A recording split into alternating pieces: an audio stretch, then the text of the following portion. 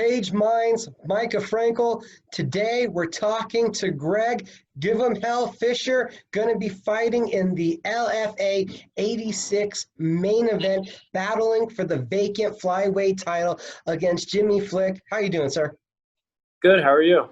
I'm good. Thanks for coming on the show. Appreciate the time. Oh, no problem.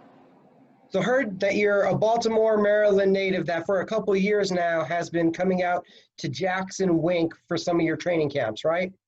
Yeah. Yep. That's right. So how did that connection start? I think it was just something I wanted to do. One of my past fights. So I came out here. I think maybe like a week or 2 weeks. My first time out here, and I liked it. Made some friends, training partners. And I just kept doing it. How long has it been now? I think my first time coming out here was 4 years ago. So, and then this is the first couple times I came out here was maybe only like a week or two. But this will be, I believe, my fourth or fifth fight where like pretty much my whole fight camp I've been out here. What was it that really clicked for you that made you want to split up your time like that? It's 100% MMA. My training partners are high level MMA fighters, people in Bellator, UFC, LFA, and yeah, I just came. I think I first started coming just for the bodies for the training partners, and then it just kind of worked. So I kept it up. I believe before we started this interview even, I was scrolling through Facebook a little bit, and I saw a Mark Aragon image up, and I think it was you sparring with Steve Garcia. Oh, yeah. Yeah, that was from a couple days ago. What is it like getting that many different looks? I love it. I mean, that's the reason I come out here for sure. Just training with people who are going to push me, who have the same goals that I have. And they're all about MMA all the time. So I really like it. And what's your home gym like? My home gym is really good too. Method MMA, that's like my home base back home. I get really good attention from my head coach back there. We have a lot of good grapplers. We're a Bang Muay Thai affiliate, so we have pretty good striking. It's hard to get MMA training partners. I'm like, there's me and maybe like one or two other guys who actually do MMA. And so I just come out here to get guys close to my weight who are MMA fighters who are a little bit higher level.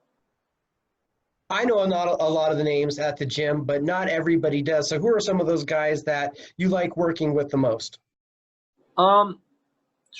There's so many. Like there's a bunch of people like me who are kind of like up and comers, not big name people yet, which I like. It's a bunch of people in the same boat as me, kind of grinding to get to the next level. Then there's people like Steve Garcia. He's already in the UFC. My buddy Joby, he's been in the UFC twice. Fights for Combates. And Patchy Mix, he's out here. He's kind of like me. He does his camps out here. He's in Bellator. Who else? Diego Brandao. I've got some rounds with him this camp, which is nice. Past camps, I've gotten work with Ray Borg, which is really nice. So yeah, it's just and then like I said, a bunch of people like me who are not in like the big leagues yet, but we're grinding to get there. The Bellator news came out today. We saw that Patchy was going to be in a title fight the same night as you. So were you guys pushing each other really hard this one, considering you were both getting ready for 5-rounders? Yeah. I mean, we've been doing some training together, prepping for our fights because it was supposed to be the same day. Now talking about your fight coming up, Sioux Falls, South Dakota, the Sanford Pentagon, going out there to South Dakota. Is it going to be your first time fighting out there? Yeah. I've never been to South Dakota before, so it should be a unique experience. And your first time fighting for LFA, right? Yes. Yeah. LFA debut. Is it crazy to you that the debut, they say, hey, you're going to fight for the title? It is a little bit. I'm real pumped for it because LFA title shot, that carries some prestige with it, which is awesome. But at the same time, I feel like I earned it. I mean, I've amassed a good record. I've fought good people, and I train at a good gym. So all the stars are aligned, and now I got the title shot to prove it. Shogun fights had been your previous home for most of your career, right? Yeah, because they're the only pro promotion in Maryland. So, it's been nice fighting in my home state. I can, the night before the fights or the night before weigh-ins, I can sleep in my own bed, stay at home up until I have to go to the venue, sell a lot of tickets because I'm a local guy there. So that's been nice too. But this will be my first one out of Maryland. Does it feel a little different not having some of those home comforts, home cooking even? It doesn't feel, I mean, I've done a good part of my camps away from home, so it doesn't feel that different yet. But I'm actually excited to test the waters and fight somewhere else. You're on a 3-fight win streak, and you've been in title fights. You're already a 2-division champion from the Shogun Fights promotion. What kind of accomplishment was that like for you already at this stage of your career? When it first happened, when I first won the first Shogun belt, it was big. I was pumped about it. But every fight, my opponent should get better. Every fight, I should be doing better. So it feels right that I've just kind of built myself up to now go to LFA and challenge for the belt there. So is it exciting now thinking that you're going 5 rounds for the first time? Yeah, I'm actually excited to test the waters with it. Because UFC, main events are 5 rounds. Other promotions, have 5 rounds. So this will be nice to have my first 5-round fight if it goes that long, Jimmy Flick is a tough grappler. I've seen him in person before. The guy is tenacious at getting fights to the ground. As his careers went on, he has gotten more willing to throw hands. What kind of war are you expecting? That's exactly it. I am expecting a war. I mean, he's got kickboxing fights. He's fought tough guys. He's got a lot of submissions. He's got a lot of fights. So I just got to be ready everywhere. I got to be the best version of me I can be on July 24th.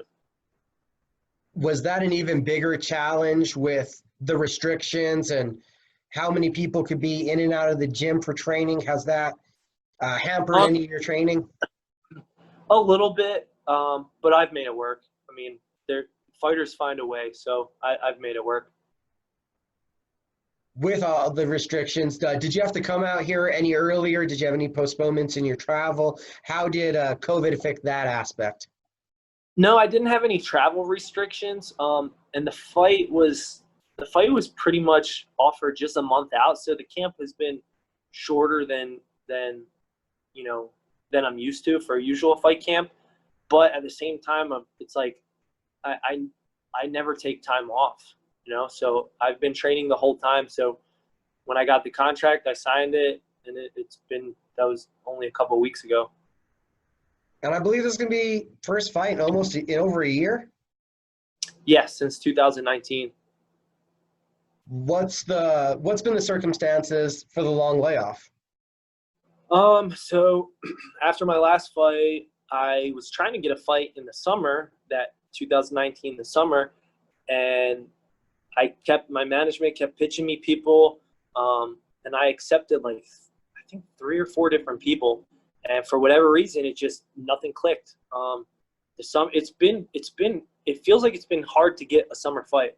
Like the last 2 or 3 years, I've been pushing for summer fights, and for whatever reason, it didn't work out. Last summer, we got 3 offers, accepted them, and promotions, kind of changed the agreement. Fighters didn't accept or were negotiating for different things. So it just never clicked. Then in the fall, I was dealing with an injury. So I just kind of I really wanted to fight in the summer. And then once that didn't happen, I got injured and that was it. And then I was back out here in the spring this past spring trying to get a fight so that I would have a fight before it's been a year, and then COVID hit, and that's why it's been over a year now. So it's just things kind of just didn't align. But honestly, it's like now it's like LFA. I get an LFA title shot, so it's almost worth putting up, with all the BS and the opponents not accepting or negotiating. It's now that I'm getting the LFA title shot, it's kind of all been worth it. So it is what it is. What was the emotions like after having had the trouble and everything, hearing from management that this was the offer? For this fight? Yeah, for this fight, getting told after everything. I was pumped when we first, heard about it and said possible LFA title fight. Would you be interested? I said, hell yeah. And then we had couple opponents, and then it turned out to be Jimmy, and we're like, yeah, let's do it. It's a good opportunity. It's like LFA title definitely carries some weight, so we were definitely going to accept it. Jimmy, was he somebody that had already been on your radar?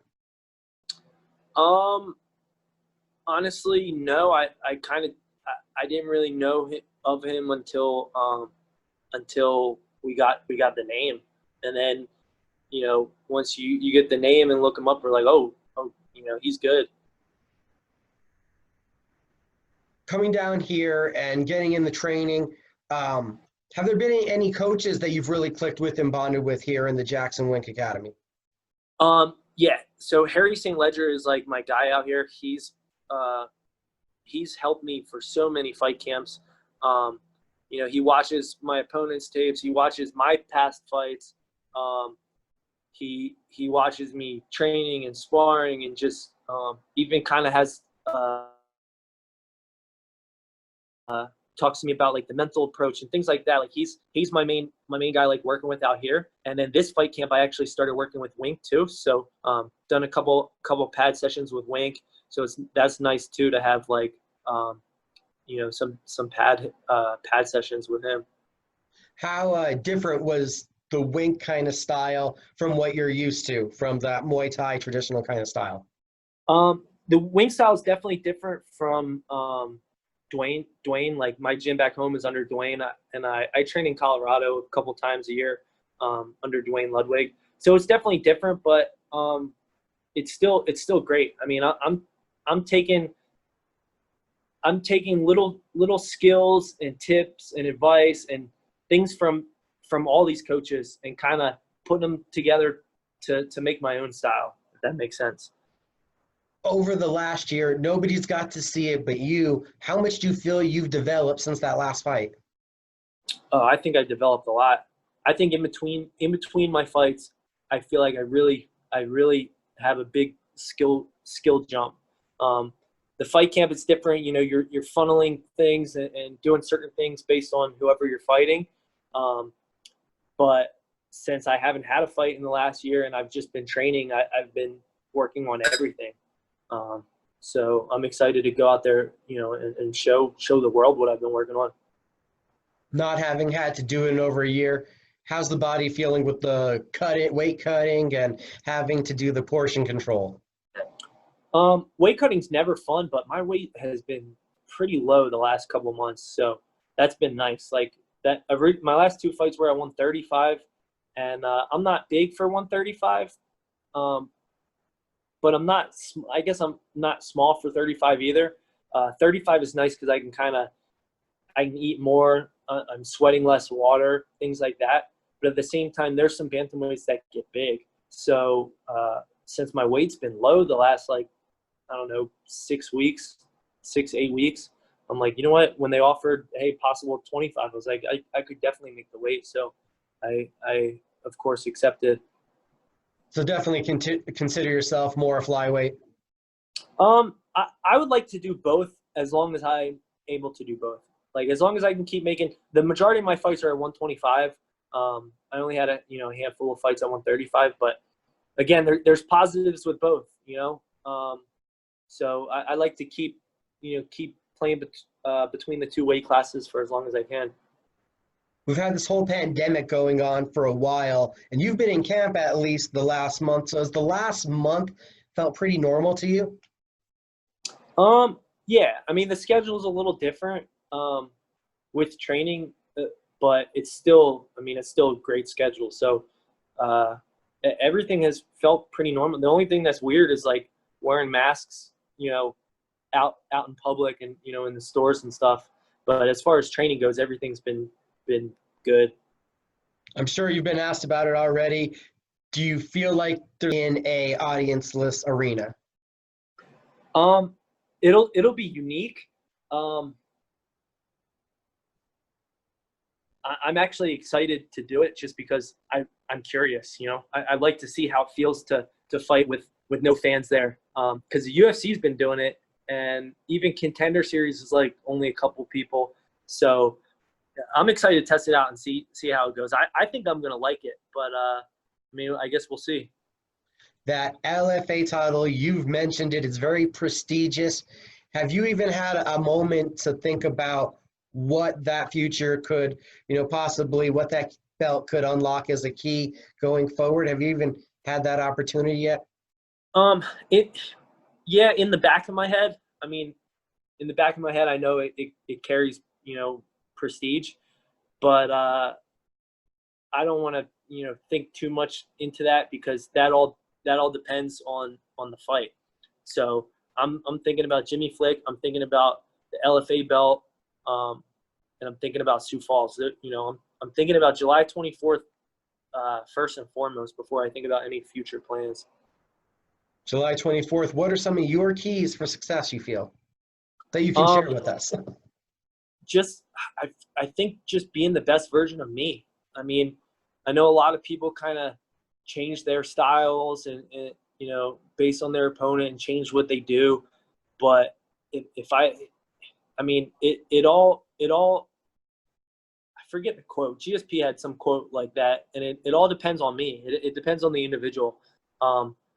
If I can work on my flaws and close those gaps, and then work on what I'm good at and sharpen those things. I think if I'm the best version of me, July 24th, which I plan on being, I think I'm going to win this fight. July 24th, like we said, Jimmy Flick, how challenging of an opponent do you think he is compared to what you've already faced in the cage? I think he's really challenging. I think it's going to be a good test. He's got more fights than me. He's fought a ton of studs. He's already fought in LFA before. It's gonna be a good fight. It's for sure gonna be a good fight. He's a good opponent. What else have you liked about New Mexico besides the training? Have you been able to enjoy anything in your time out here over this couple years? Over the years, yeah, the food out here is really good. Like tacos, authentic tacos. One of my favorite things about coming out here. I like the hiking, the mountains, things like that. That's pretty much it. Training, the mountains, and the food. Got to ask you the chili question: red or green? The majority of the time I do green, but every once in a while I do the Christmas style. I do both. Awesome. I like how everything's green chili. They got green chili burgers, green chili on pizza, green chili ranch. So, they got some good stuff out here. Do you take stuff back home? What have I've taken green chilies home before. I think I got them from Wex, this breakfast place out here. So I've taken green chili from them home. What else? I don't think I've actually taken like salt, besides that, I don't think I've taken actual food home, but I've definitely taken some green chilies home. Yeah, you got to take maybe some salsa, the green chili. Yeah. Oh, you know what? I took biscochitos home too before, the steak cookie. Yeah. Right. Did you expect to find so much new food when you came out here? Honestly, no, but it's been nice. Yeah, I like when I travel. It's like it's different in fight camp, but especially the closer you get to the fight. But it's nice to travel and see see different landmarks, see, different restaurants, see what different cities have to offer. How much are you able to enjoy traveling while you're, working, fighting? I mean, I can travel a good bit, like in between fights, in the start of fight camps. I travel a decent bit. I like traveling. I like traveling. I like getting new looks. I like coming out here training. I like training under Dwayne. I've been to Canada a couple times. Like traveling is definitely fun. And then you network, you meet friends and stuff. It's cool. It's fun. What's on that traveling bucket list? Training wise or just traveling wise? Some of each. I want to go to Thailand. I think that'd be cool. Go there for a couple weeks or a month, because that I would train a couple weeks and then I would vacation a couple weeks. So that's on a bucket list. I'd like to go somewhere tropical. I've never really went anywhere tropical, so like Hawaii would be kind of cool. And then Italy. I'd really like to go to Italy, see the Colosseum, enjoy some of the food, see the architecture. And then Japan too. I think fighting in Japan, because a lot of martial arts start there. So I think it'd be cool to kind of see the vibe. I have friends who have been there to Japan. They tell me I have to go. So I'd like to go out there also. LFA 86. It's next Friday. You're fighting for a title. Does it sink in that you're debuting? It's Fight Pass. It's an LFA title fight. Has that all sunk in? Yeah, I mean, it's sunk in. I've been prepping. I've been working hard for this. So it'll probably, after the fight, it probably won't sink in as much, or it'll take a little bit to sink in. But right now, I'm absorbing everything I can right now. And after, like we said, over a year, does it feel surreal that you're so close to fight week now? Honestly, I haven't really, until you asked that, I haven't really thought about the long layoff. I'm excited to get back in there, because it's like I train for myself, as a martial artist, but it's exciting to finally, put the work to the test and get back in there. How long have you actually been a martial artist? 10 years. When did that start? What martial art? Well, so I guess martial artist, 10 years. Even before that, I wrestled a little bit, but when jiu-jitsu and Thai boxing and blending all those kind of things was 10 years ago. When was the MMA dream first come to you? 2011-ish. I was like, you know what, I want to fight. I want to fight. Training, I watched, I was a huge fan watching it on TV. I was like, I know I can do this. I like the lifestyle, waking up, every day, going to the gym.